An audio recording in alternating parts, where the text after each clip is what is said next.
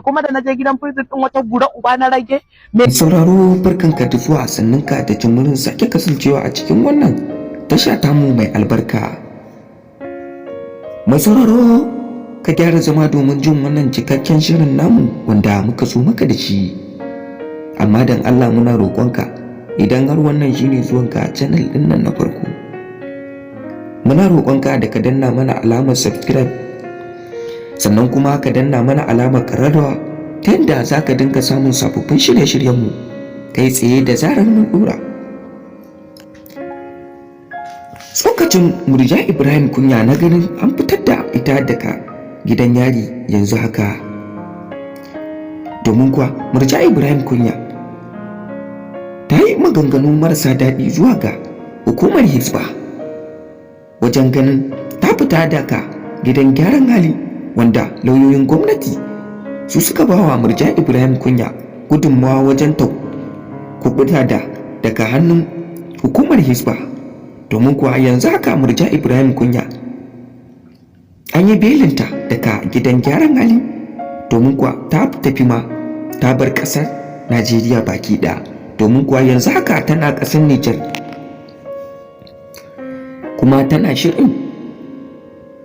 bizarta kawai ta ƙara so domin ta koma ƙasar Amerika da yin bidiyoyinta na TikTok, wanda Murja Ibrahim Kunya ta yi wasu maganganu marasa daɗi game da shugaban Hisba Sheikh Aminu Daurawa wajen tsokaci, domin kuwa ta ce za ta saki wani sabon bidiyo akan duk wani mai tsananta mata, sannan kuma duk wani mai matsa mata akan al'amarin da take gudanarwa. Mai sauraro ka kalli wannan bidiyon har zuwa sa, domin kuwa a nan ne za mu nuna ma kalar tsokacin da Murja Ibrahim Kunya ta yi wa malaman jihar Kano. Mai sauraro kar ka manta muna ƙara tuna ma idan har wannan shine zuwanka channel ɗin nan na farko,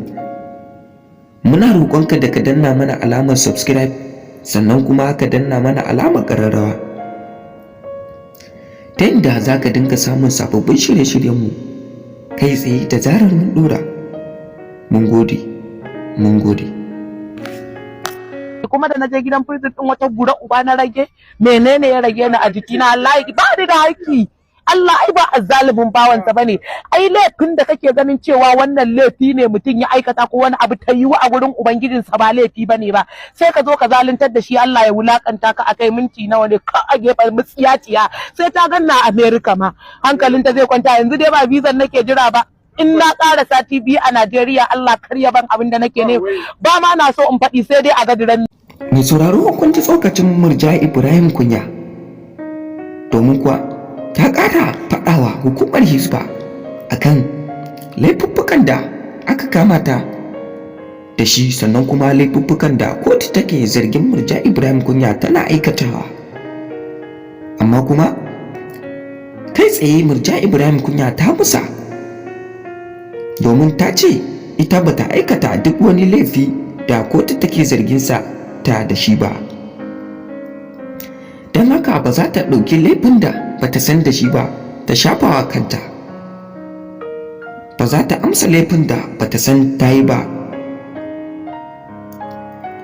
Gayawa kotu irin maganganun nan daga bakin Murja Ibrahim Kunya, kotu ta kai Murja Ibrahim Kunya gidan gyaran hali, domin 25 ga watan Fabrairu za a dawo a shari'a.